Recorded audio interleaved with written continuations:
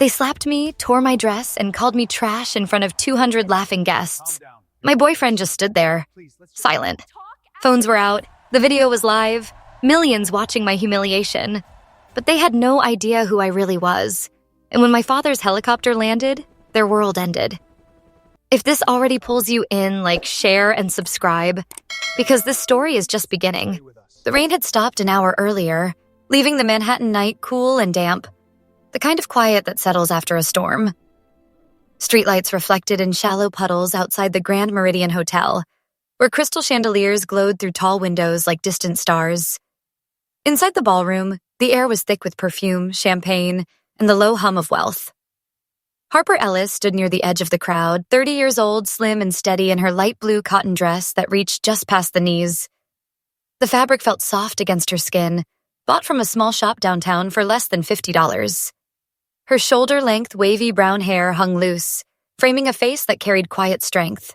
Fair skin, eyes the color of warm earth, the sort that notice everything without demanding attention. She had come here believing love could be simple, that Grayson Reed might see her for who she was. But now the room spun slowly around her, the laughter growing sharper. Vivian Harrington approached first. 59, tall and slender, blonde hair pinned in an elegant bun, she wore a long, deep purple satin gown that caught the light like oil on water. Her voice was low, controlled, edged with ice. "You think you belong here, girl?" The words landed before the hand did. The slap cracked through the air, sharp, sudden. Harper's cheek burned, the sting spreading like fire under the skin. Then came the scent, expensive perfume, floral and heavy, pressing close as Vivian leaned in. "Trash like you should know your place." Scarlett Harrington followed, 35, curvaceous in red sequins that shimmered with every mocking step. She grabbed the shoulder of Harper's dress and yanked hard. Fabric tore with a sickening rip, cool air rushing against bare skin under the bright lights. The crowd gasped, then laughed, 200 voices blending into a wave. Phones rose like torches, screens glowing, recording every second. The humiliation felt physical, a weight pressing on her chest, making each breath shallow. Grayson Reed stood only a few feet away. 32, medium height, fit in his navy suit that fit just right. Dark brown hair neatly combed, clean-shaven face frozen in something like shock. His eyes met hers for a moment, wide, conflicted, then dropped to the floor. He said nothing. No hand reached out. No word broke the silence. Harper felt the absence like a second blow. She had trusted those hands, those quiet mornings when he held her and spoke of freedom from the weight of expectation. Now the room echoed with mockery, and he remained still. In that silence, something inside her cracked open. Not anger yet, but a deep, quiet sorrow. She had chosen this test, this dress, this night, to know if love could stand without money or name. The answer arrived in the laughter, in the videos already spreading across screens, in the way the man she loved chose safety over her. The scene blurred as security moved toward her. Harper lifted her chin, holding the torn fabric together with trembling fingers. She remembered another night years ago, rain then too, when a different man had smiled too kindly, promised forever only to disappear with her trust and a piece of her heart. Her father had stepped in quietly, without fanfare, pulling her back from the edge. That memory steadied her now. She was not just Harper Ellis. She was Harper Sinclair, daughter of Nathan Sinclair, the man whose name moved markets. 3 years of hiding, of living small and true, had brought her here. The pain was real, the shame raw, but beneath it lay a certainty. She had not been wrong to hope. People could still choose kindness. Someday, someone would. And in that moment, as the crowd pressed closer and the lights seemed to dim around her, Harper felt the first quiet promise rise within her own heart. Not revenge, but the simple resolve to keep believing in what was good, even when it hurt. 3 years had slipped by like quiet mornings in the city. The small apartment on the Upper West Side smelled of fresh coffee and old wood floors. Sunlight filtered through thin curtains, touching the mismatched furniture Harper had collected piece by piece from thrift shops and street corners. Outside, the distant rumble of traffic felt like a gentle reminder that life moved on, even when the heart paused. Harper Ellis woke each day to the same routine. 30 years old now, she moved through the rooms with the calm of someone who had chosen simplicity over safety. Her light blue dress from the night before lay folded on a chair, a quiet witness to the test she had set for herself. She sat at the small table by the window, fingers tracing the grain of the wood, remembering the feel of Grayson's hand in hers on quieter days. The apartment was modest. One bedroom, a kitchen barely big enough for 2 people, books stacked on shelves she had built herself. She worked as a freelance interior designer, sketching homes for people who wanted warmth without excess. Each project felt like a small act of faith, that beauty could be honest, that people could live without pretending. Yet in the stillness, doubt crept in. She wondered if she had asked too much of the world. The old life, private cars, endless invitations, smiles that never reached the eyes, had left her hollow. She had walked away to find something real. But real, she learned, sometimes carried its own sharp edges. Mr. Reynolds came once every few months, always unannounced. 57, slim and careful in his light gray suit, thin-rimmed glasses resting on a face lined by years of watching over others. His voice was soft, measured, the kind that carried weight without raising itself. He had served her father for decades, a man who knew silence as well as speech. He brought no gifts, only presence. They sat together on the worn sofa, the scent of rain still clinging to his coat from the street below. "You're doing well, Harper," he said one afternoon, eyes steady behind the lenses. "But testing hearts is hard work. Some break under the weight." She nodded, feeling the familiar ache in her chest. He understood her loneliness better than most, how the wealth had built walls instead of bridges. He never pushed her to return, only reminded her that her father waited, patient as stone, ready if she ever called. In those quiet conversations, Harper felt seen, not as an heiress or a project, but as a woman trying to believe in goodness again. The conflict lived inside her still, the joy of small mornings, the fear that the world might prove too cruel. She had chosen this path to protect her heart. Now she wondered if protection had become another kind of cage. Nights were the hardest. She lay in the narrow bed, listening to the city breathe outside the window. The memory of Grayson's silence at the party returned like a bruise that had not yet faded. She thought of the way he had looked away, the way his shoulders had fallen. Part of her wanted to forgive him already, to believe he had only been afraid. Another part knew forgiveness required truth first. She rose sometimes, walked to the window, and watched the lights of Manhattan flicker like distant promises. In those hours, she spoke to herself in whispers. That love, if it came, would arrive without fanfare, without conditions. She held on to the small proofs of kindness she saw each day. A neighbor's nod, a child's unasked-for smile, the way the old oak tree in the courtyard stood steady through every season. Those moments reminded her why she stayed. She was not hiding. She was waiting. And in the waiting, she had begun to learn that strength was not always loud. Sometimes it was the quiet choice to keep hoping, even when the nights felt long. She closed her eyes then, breathing in the cool air that slipped through the cracked window. Somewhere deep inside, a gentle promise took root. She would not turn back. Not yet. The world might still surprise her with grace. And if it did not, she would carry her own light forward, small but steady. The cafe on the corner of 72nd Street smelled of fresh ground beans and warm bread. Late autumn light slanted through the windows, golden and soft, catching dust motes that drifted like quiet thoughts. It was one of those ordinary mornings when the city felt kind, unhurried. Harper sat at a small table near the back, 30 years old, her wavy brown hair tied loosely, wearing a simple gray sweater and jeans faded from many washings. She sipped black coffee, the mug warm against her palms when she noticed him. Grayson Reed, 32, stood at the counter fumbling with his laptop. Medium height, fit in a plain navy sweater and khakis, dark brown hair slightly tousled, clean-shaven face carrying the faint lines of someone who had learned to carry burdens quietly. His brow furrowed as he stared at the screen. Harper watched for a moment, then rose without thinking.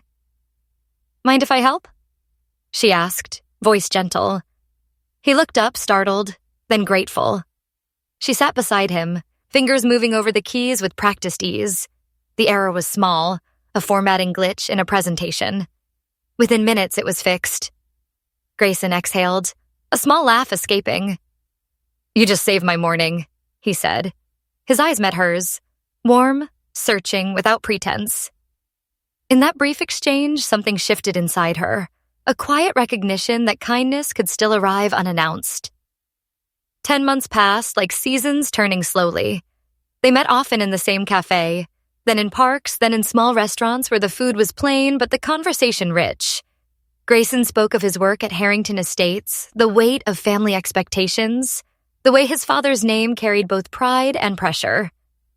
One evening, under a stand of oaks in Central Park, he told her about the dark months years ago, how the demands had pulled him under, how he had sat alone in empty rooms wondering if he would ever feel steady again. Harper listened, her hand resting lightly on his arm.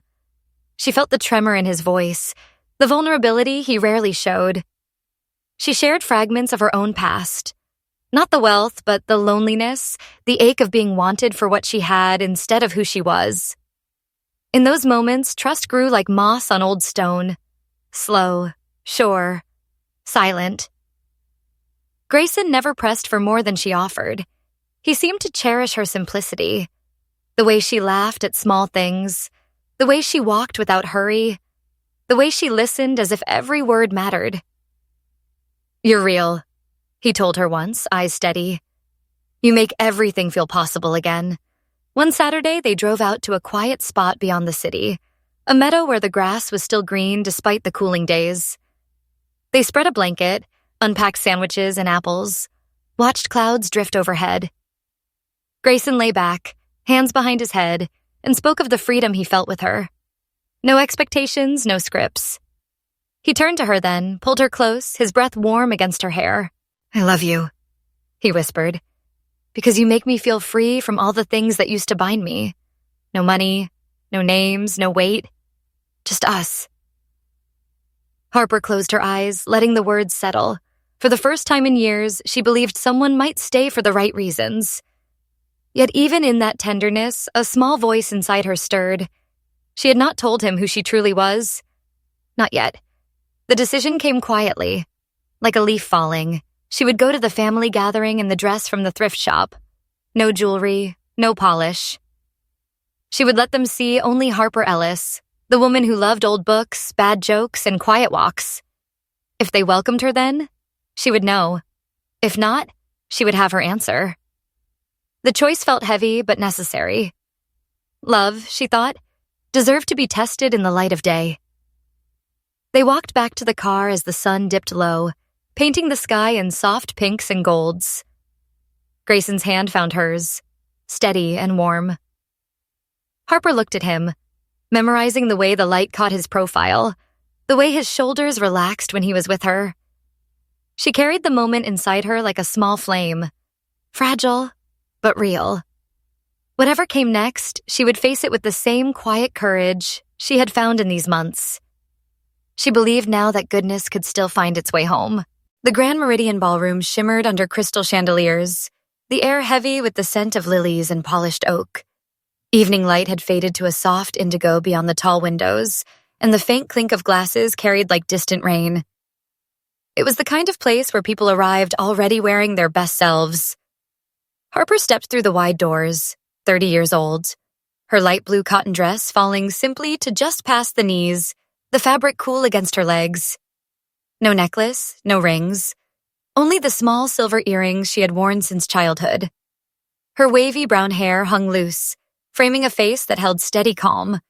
She had chosen this dress deliberately, the one from the thrift shop downtown, because she needed to know. Grayson met her at the entrance, 32, in his navy suit, dark brown hair neatly combed, a faint smile that did not quite reach his eyes. He took her hand, squeezed it once, and led her forward.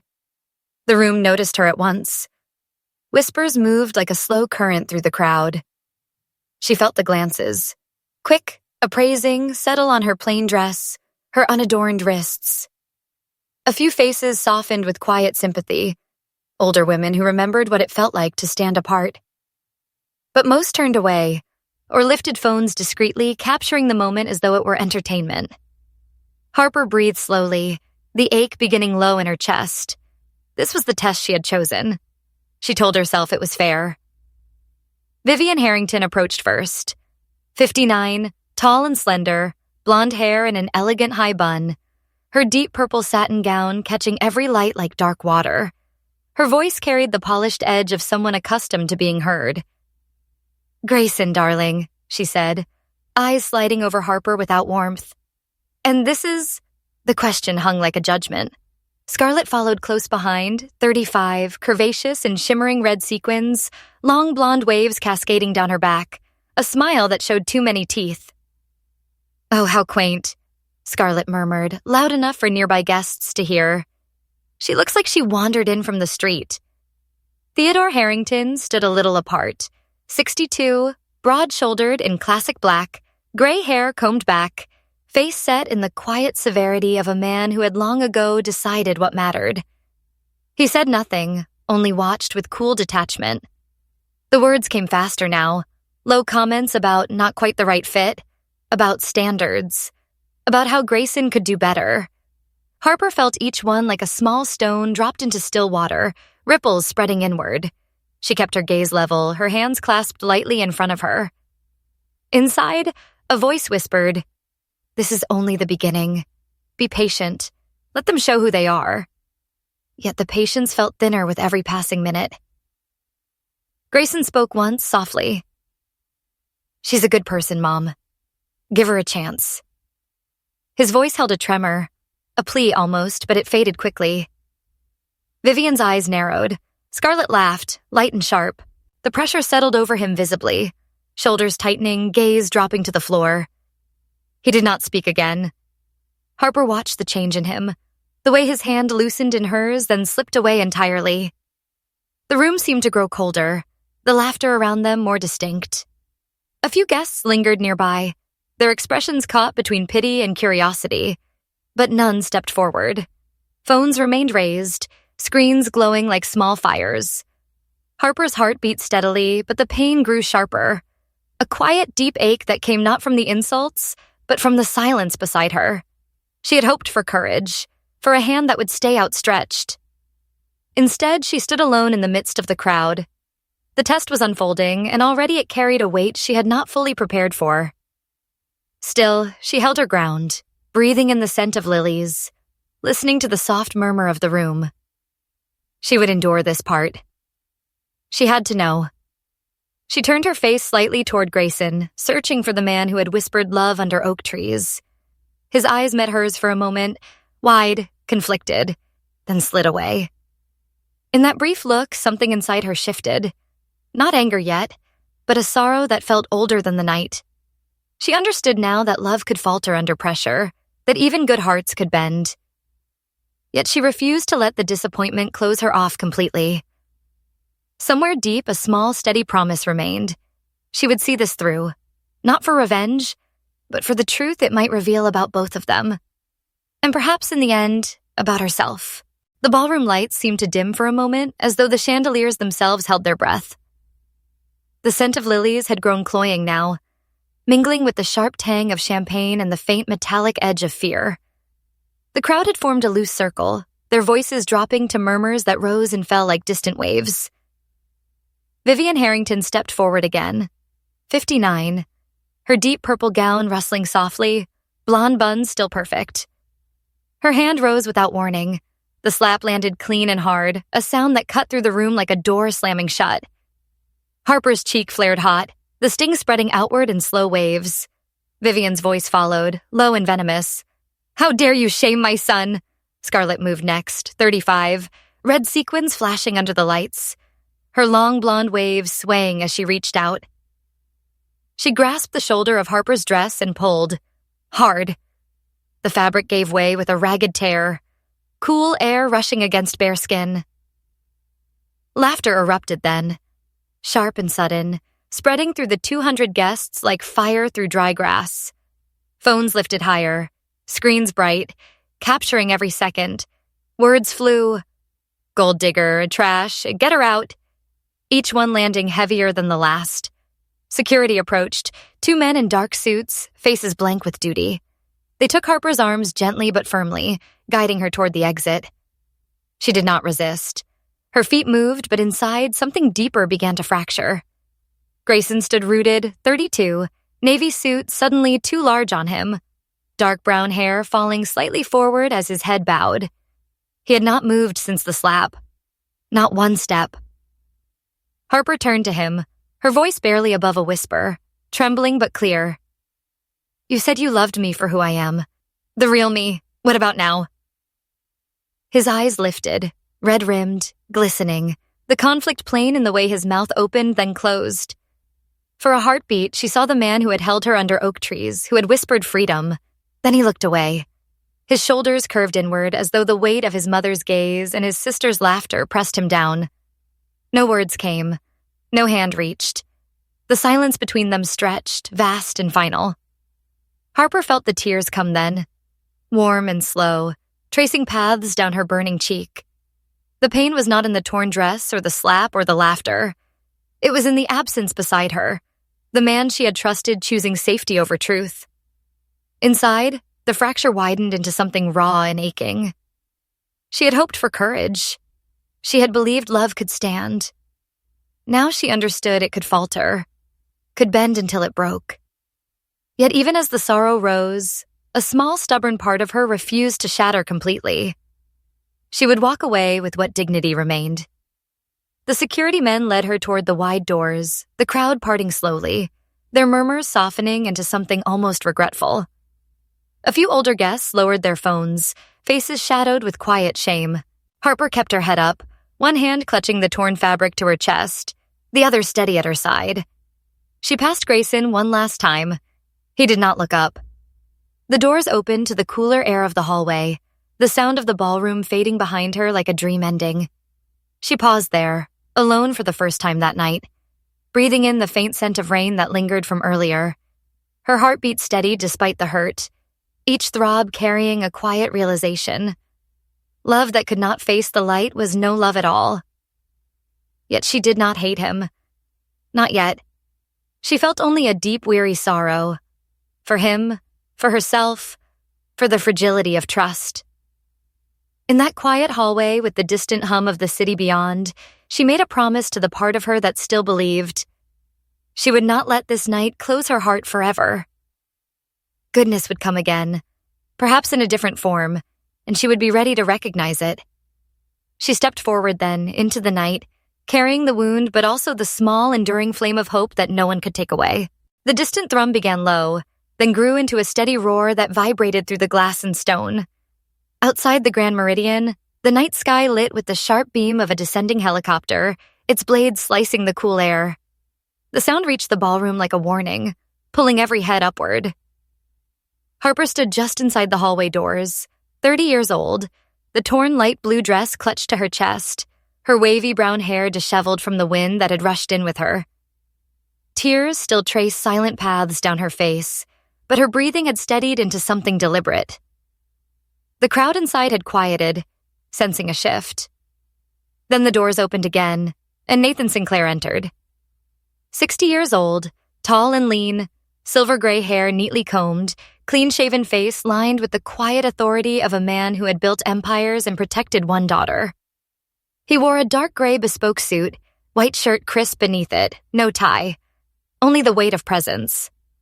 4 men in black followed at a respectful distance, but Nathan moved alone toward her. His eyes, sharp and knowing, softened the moment they found her.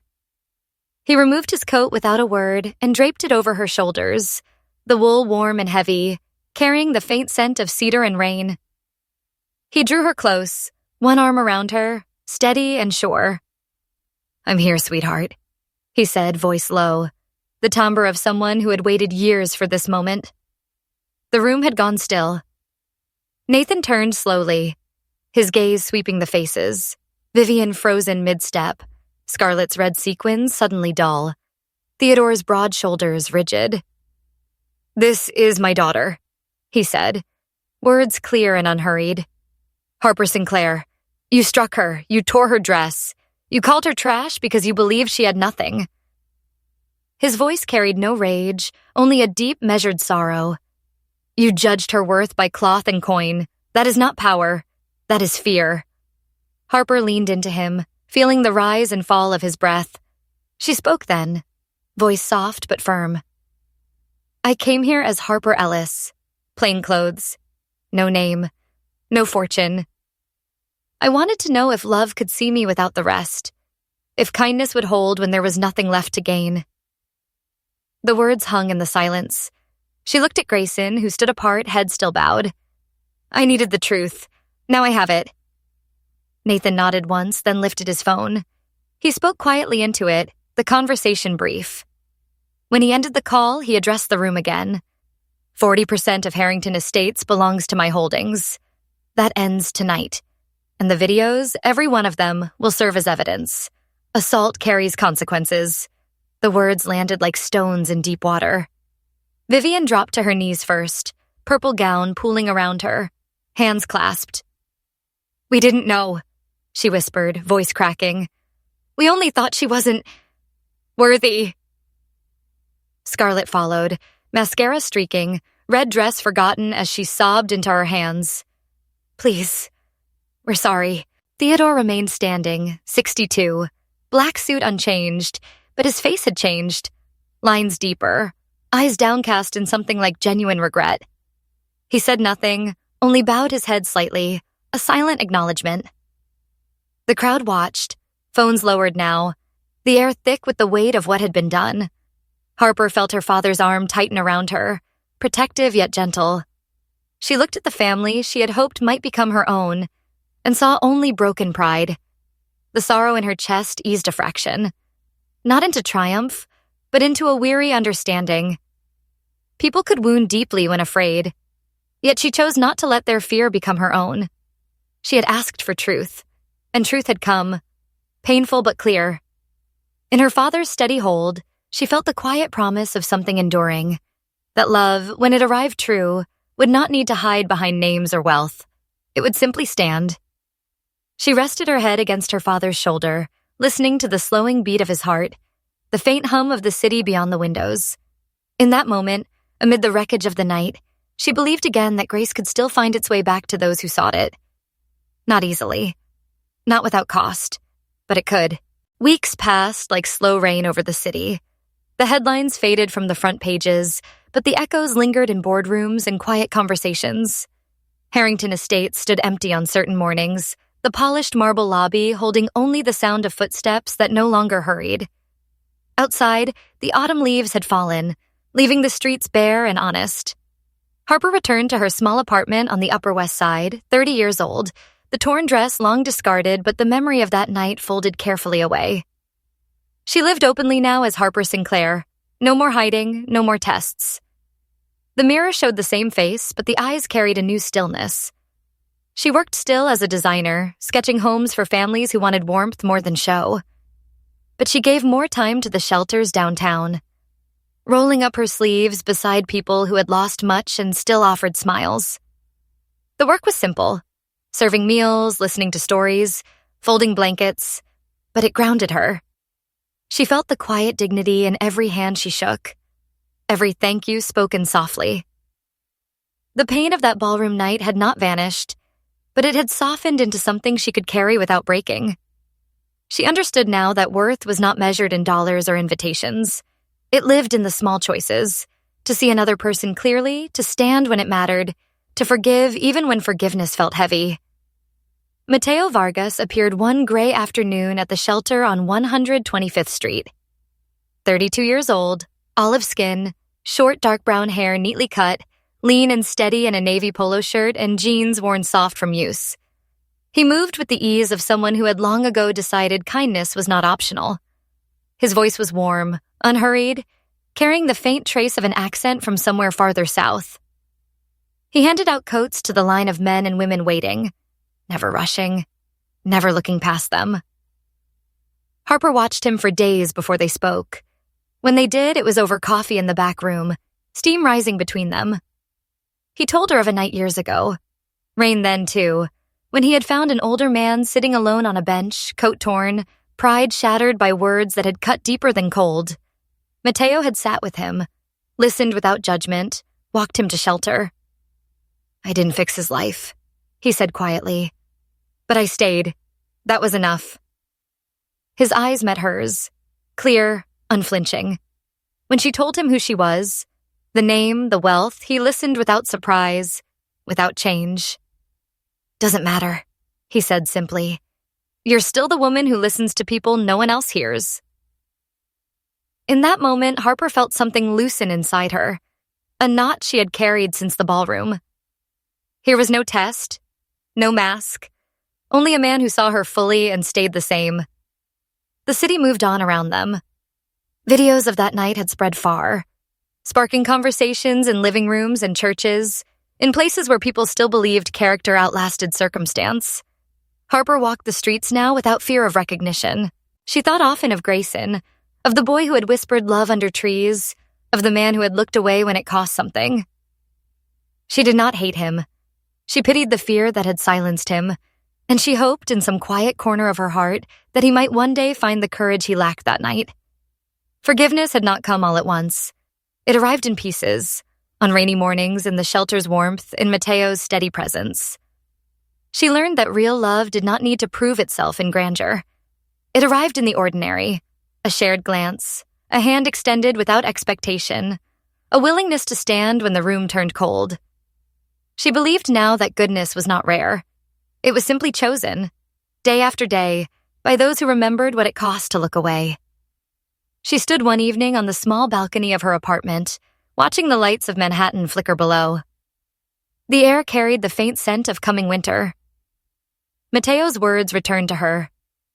Love has to be equal from the start, the way we treat the least of us. She closed her eyes, breathing in the cool night. In the quiet that followed, she made a gentle promise to herself, not to forget the hurt, but to let it teach rather than harden. She would keep choosing kindness, even when it asked much. And if love came again, she would meet it with an open heart, knowing it deserved nothing less. As the years gather, many of us face quiet evenings alone, aches in the body, loneliness in the heart, illness that steals strength we once took for granted. Yet remember, your worth never fades. You are loved beyond measure, seen by those who matter most. Share your stories below, comment what touched you, subscribe so we walk this road together. May the Lord wrap you in peace, ease your pain, and remind you, you are never truly alone. God bless you tonight.